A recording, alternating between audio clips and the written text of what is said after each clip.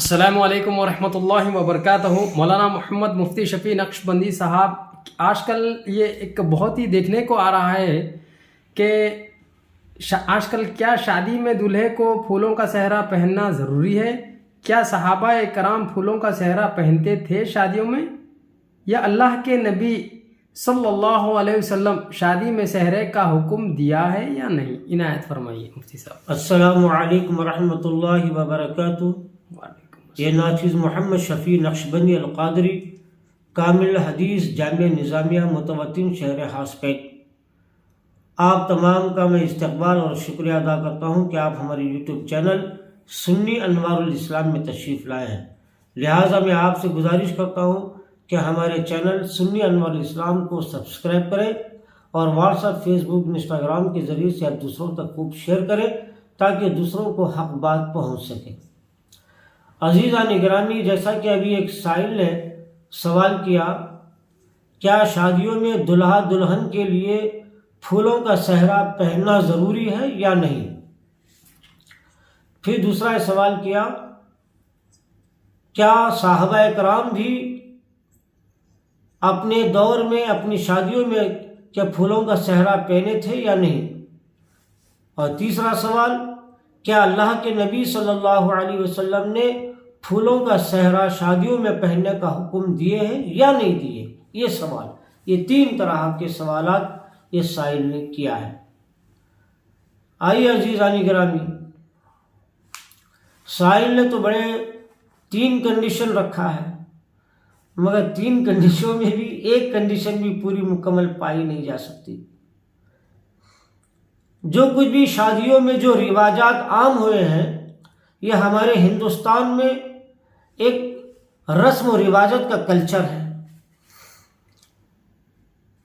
بڑے بڑے لوگ جیسے کہ ہمارے ماں باپ، بھائی بہن، یا ہمارے دادا دادی، نانا نانیوں نے ایک غیر ضروری اپنی طرف سے چند رسم و رواجات عام کیے ہیں۔ ان رسم و رواجات میں سے پھولوں کا سہرا پہننا، بعض شادیوں میں دیکھا گیا اگر دلہا دلہن والوں کو اگر سہرا نہ بھیجا جائے تو شادیاں رک گئی ہیں،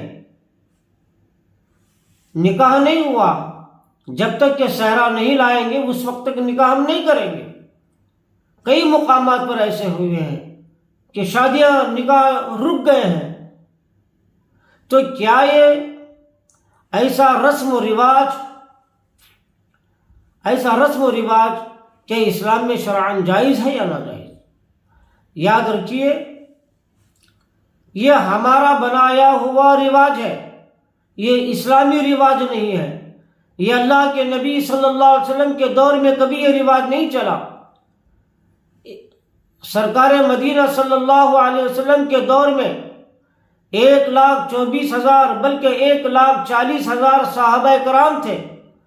اللہ کے نبی صلی اللہ علیہ وسلم نے خود اپنے نگاہوں کے سامنے بہت سے صحابہ کرام کی شادیاں خود اپنی نگرانی میں کی ہیں، لیکن اللہ کے نبی صلی اللہ علیہ وسلم نے کسی صحابی کے بارے میں یہ ثابت نہیں ہے کہ اللہ کے نبی صلی اللہ علیہ وسلم نے صحابہ کو حکم دیا ہو کہ تم اپنی شادیوں میں پھولوں کا سہرا پہنو، پھول کا ہار پہنو۔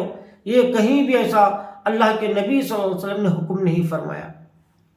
الحمدللہ لاکھوں حدیثیں چھان ڈالو مگر کسی حدیث میں بھی پھولوں کا سہرا اور پھولوں کا ہار کا ذکر نہیں ملتا۔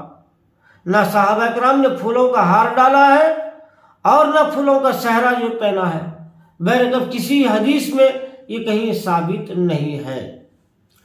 اب بعض جگہ یہ دیکھا گیا اگر کوئی دلہا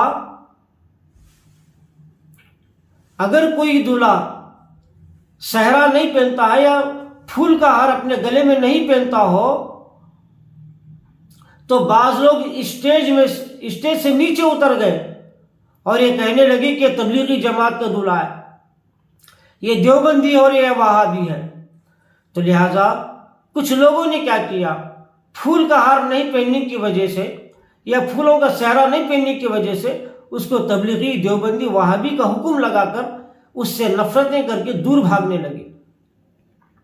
تو کیا یہ عذر شرعاً اس طرح سے حکم لگانا بھی صحیح ہے یا غلط ہے؟ اگر ایک پھول کی وجہ سے، ایک شہری کی وجہ سے، ایک ہار کی وجہ سے کیا کسی کو دیوبندی، تبلیغی، وہابیت کا ہم حکم لگا سکتے ہیں؟ یہ شرعاً ناجائز اور حرام ہے۔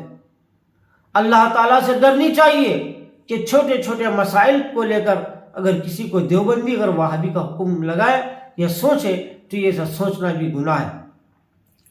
میں تمام مسلمانوں سے میں گزارش کرتا ہوں کہ آپ پھول کا ہار اور صحرا، پھولوں کا صحرا اگر نہ بھی پہنے تو اسلام میں کوئی گناہ نہیں ہے، اسلام میں کوئی آپ کو سزا نہیں ہے۔ تو آئیے عزیزان گرامی، میں تمام لوگوں سے گزارش کرتا ہوں کہ پھولوں کے صحرے کو آپ جہاں تک ہو سکے چھوڑنے کی کوشش کریں۔ اللہ کے نبی صلی اللہ علیہ وسلم بھی 11 شادیاں کی ہیں، اور صحابہ کرام نے 1,24,000 صحابہ، 24,000 بلکہ 40,000 صحابہ نے شادی کی ہے۔ تو صحابہ کے طرز کے مطابق اور اللہ کے نبی صلی اللہ علیہ وسلم کی سنت کے مطابق ہم شادیاں کر لیں، اور سرکار کے دور میں جو اسلامی رواج تھا وہ اسلامی رواج اپنے شادیوں میں لانے کی کوشش کرے۔ اور صحرے کو میں فضول خرچی سمجھتا ہوں، یہ فضول خرچ ہے، تھوڑی دیر کے لیے کافی بڑا پیسہ خرچ کرنے کی ضرورت پڑتی ہے، اس سے بچے تو ٹھیک ہے۔ ہاں اگر کوئی صحرا پہن لیا تو اس کو شرعاً حرام بھی نہیں کہہ سکتے۔ بعض وہابی اہل حدیث حضرات بھی دیکھا گیا کہ شادی میں دولہا صحرا پہنا ہوا، پھول کا ہار پہنا ہوا ہے، ان کا رشتہ دار ہے بالکل، تو پھول کا صحرا پہننے کی وجہ سے وہ بھی اسٹیج چھوڑ کر چلے گئے، نکاح چھوڑ کے چلے گئے، تو یہ وہابیوں کے لیے بھی جائز نہیں۔